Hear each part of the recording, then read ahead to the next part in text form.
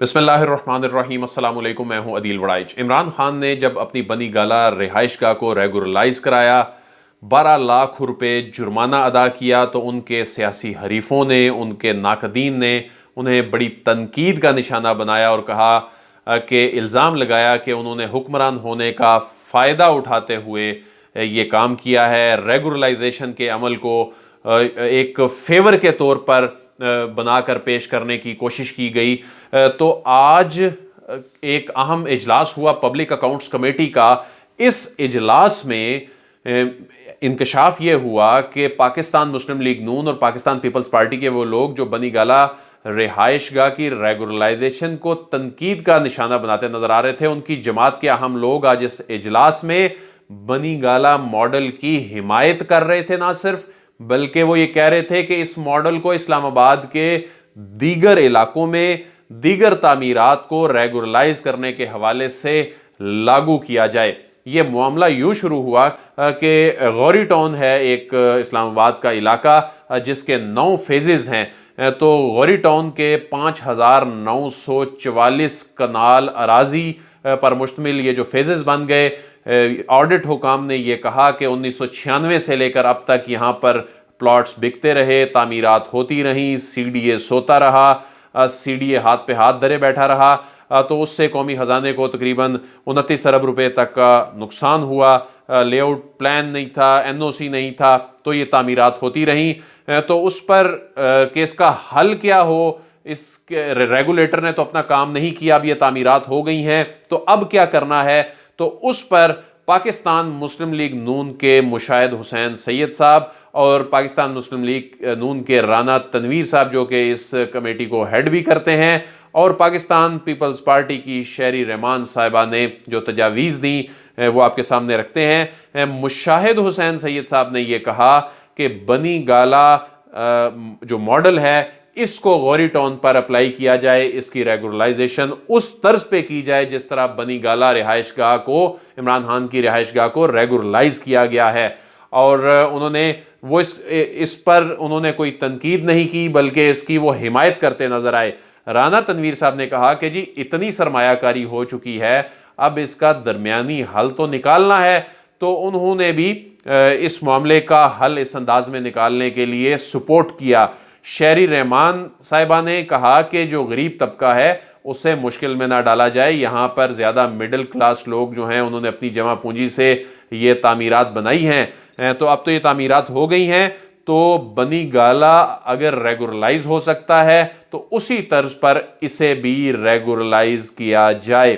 तो बनी गाला मॉडल को ना सिर्फ सपोर्ट करते नजर आए अरकान, बल्कि इसको लागू करने की बात करते नजर आए। और इस मामले में सेक्रेटरी दाखिला भी मौजूद थे।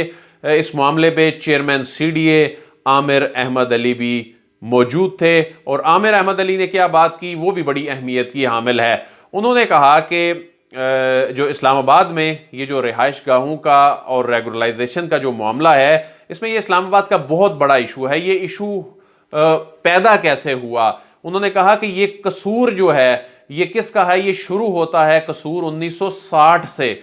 उन्होंने कहा कि जब सीडीए को चाहिए था कि जोन 4 में वो जगह एक्वायर कर लेता, जगह खरीदने का फैसला कर लेता, उसने जोन 4 में 1960 से लेकर अब तक कोई जगह खरीदी नहीं, जगह एक्वायर नहीं की। तो उसके बाद ये प्राइवेट प्रॉपर्टी थी, लोगों ने अपने प्लॉट्स पे, अपनी जायदाद पर, अपनी मलकियत पर घर बनाने शुरू कर दिए। उन्होंने कहा कि जो 1960 के बाद जो जोन 4 की जो ज़मीन है, ये इसमें जो तामीरात हैं ये सीडीए की ज़मीन पर नहीं है। और उन्होंने कहा कि 1985 के जो Islamabad residential sector zoning regulations हैं उनका इत्तलाक इन पर, यानी ये इसको कवर नहीं करते। तो जो लोग रह रहे हैं उनका कोई कसूर नहीं है, उन्होंने अपने घर बना लिए हैं। तो जो रेगुलेशंस भी बनाए गए, जो बिल्डिंग रेगुलेशंस बनाए गए, उसके बाद पैरामीटर्स नहीं बनाए जा सके। तो इसलिए तो ये वही बात की, मैंने आपके साथ एक वीडियो शेयर की थी कि इमरान खान की जो रिहाइश गाह है, इमरान खान की रिहाइश गाह उनकी अपनी निजी ज़मीन पर है, उनकी अपनी मलकियत जो है उस पर है और जोन 4 में है। और मैंने आपको उस वीडियो में बताया भी था कि ये जो जोन 4 है اس میں جو لوگ جو بلڈنگ ریگولیشنز ہیں وہ اس وقت موجود ہی نہیں تھے، اور اب جا کر پھر بعد میں پتہ چلا کہ جو رورل ایریاز ہیں وہاں پر اتنی جو مشروم گروتھ ہوئی ہے، اتنی زیادہ ڈیولپمنٹ ہو گئی ہے، تو اس کا کوئی حل ہی نہیں ہے، اس میں ریگولرائز ہی ہونا ہے۔ تو اس میں جی سیکرٹری داخلہ جو ہیں انہوں نے بھی یہی کہا کہ اب جو اسلام آباد میں جو ریگولرائزیشن کے حوالے سے جو بھی چیزیں ہوں گی، اس میں ماضی میں نہیں جایا جا سکتا کہ جو ہونا تھا اب ہو گیا ہے، اب اس کا کوئی حل دیکھنا ہے کہ آگے کیا کرنا ہے۔ تو چیئرمین سی ڈی اے نے یہ بتایا کہ اسلام آباد کا ماسٹر پلان تبدیل کرنے کا فیصلہ ہو گیا ہے، اسلام آباد کا ماسٹر پلان تبدیل کرنے کے حوالے سے کنسلٹنٹ ہائر کر لیا گیا ہے، اور وہ کنسلٹنٹ اپنی تجاویز دے گا، اپنی سفارشات دے گا ماسٹر پلان میں تبدیلی کے حوالے سے۔ تو 1960 کے بعد یہ ماسٹر پلان بنیادی طور پر اب تبدیل ہو رہا ہے۔ یہ بہت بڑی پیش رفت ہے کہ یہ ماسٹر پلان اتنی دہائیوں کے بعد، یعنی پہلی مرتبہ اس میں کوئی تبدیلی جو ہے وہ بڑے پیمانے پر اس طرح آئے گی۔ تو وہ کنسلٹنٹ جو ہے جو پہلے سے بن جانے والی تعمیرات ہیں جو ریگولرائز نہیں ہیں ان سے متعلق بھی اپنی ریکمنڈیشن دے گا، اور انہوں نے کہا کہ 3 سے 6 مہینے کے درمیان یہ مسائل جو ہیں وہ حل ہونے شروع ہو جائیں گے۔ تو ایک اور معاملہ بھی اس کمیٹی میں آیا، علیم خان کی پارک ویو ہاؤسنگ سوسائٹی، یہ بھی زون 4 میں ہے۔ یہ معاملہ حیران کن طور پر رانا تنویر صاحب نے نیب کو بھجوا دیا۔ حیران کن طور پر میں اس لیے کہہ رہا ہوں کہ یہ معاملہ ارکان ایکسپیکٹ نہیں کر رہے تھے کہ نیب کو ریفر ہو جائے گا، اور عام طور پہ پبلک اکاؤنٹس کمیٹی میں جو زیر سماعت معاملات ہوتے ہیں ان کو اس انداز میں نیب کو پھر ریفر نہیں کیا جاتا۔ بہرحال یہ ہوا یہ کہ رانا تنویر اٹھ کر جانے والے تھے، وہ چاہ رہے تھے کہ راجہ پرویز اشرف اجلاس کی صدارت کر لیں، انہیں کسی کام سے جانا تھا، تو وہ جانے لگے تھے۔ تو مشاہد حسین سید گئے اور ان کے کان میں انہوں نے کچھ کہا کہ جی آپ کو شاید ابھی بیٹھنا چاہیے، آگے یہ معاملہ جو ہے وہ آ رہا ہے۔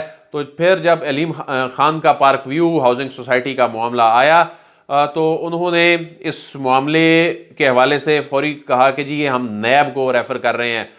تو اس حوالے سے منزہ حسن نے کہا کہ جی آپ یہ نیب کو کس بنیاد پہ ریفر کر رہے ہیں؟ تو انہوں نے کہا جی بس جانے دیں نا، میں نے کون سا پہلے کبھی کوئی کیا، تو اس کو جانے دیں، کیا ہو جائے گا زیادہ سے زیادہ۔ تو یہ معاملہ تھا 2003 میں پارک ویو ہاؤسنگ سوسائٹی جو ہے 2013 میں اس کا لے آؤٹ پلان منظور ہوا تھا 1067 کنال کی اراضی کا، اور اس میں ہونا یہ تھا کہ جو پبلک بلڈنگ، سکول، اسپتال، مساجد کی زمین ہے سی ڈی اے کے نام لگوانی تھی، اور جو انہوں نے نہیں کروائی تو پھر این او سی واپس لے لیا گیا۔ 2014 میں اس کا این او سی وڈرا کر لیا گیا، اس کے بعد 2017 میں لے آؤٹ پلان بھی اس کا کینسل کر دیا گیا۔ تو اس معاملے کو بھجوا دیا گیا نیب کو کہ نیب اس معاملے کو دیکھے گی۔ تو غوری ٹاؤن فیز 1 to 9 کے جو فیزز ہیں یہ معاملے پر بھی رپورٹ، رانا تنویر تو چاہ رہے تھے کہ یہ معاملہ ڈسپوز آف ہو جائے، اس حوالے سے یہ معاملہ ختم ہو جائے۔ بہرحال اس معاملے پہ مزید رپورٹ جو ہے وہ طلب کر لی گئی ہے۔ اس میں سیمی ایزدی صاحبہ نے یہ کہا کہ جی یہ جو پراپرٹیز جو ہیں کراچی وغیرہ میں تو گرا دی جاتی ہیں، اور یہاں پر آپ کہہ رہے ہیں کہ ان کو ریگولرائز کر دیا جائے۔ تو انہوں نے یہی کہا کہ جو بھی جائیدادیں، جو بھی بلڈنگز، عمارتیں جو گرائی جاتی ہیں، ڈیمولش کی جاتی ہیں، جو تجاوزات کے حوالے سے، وہ ان جگہوں پر گرائی جاتی ہیں جو یا نالوں پہ بنی ہوتی ہیں یا ان زمینوں پہ بنی ہوتی ہیں جو ان کی اپنی نہیں ہوتی۔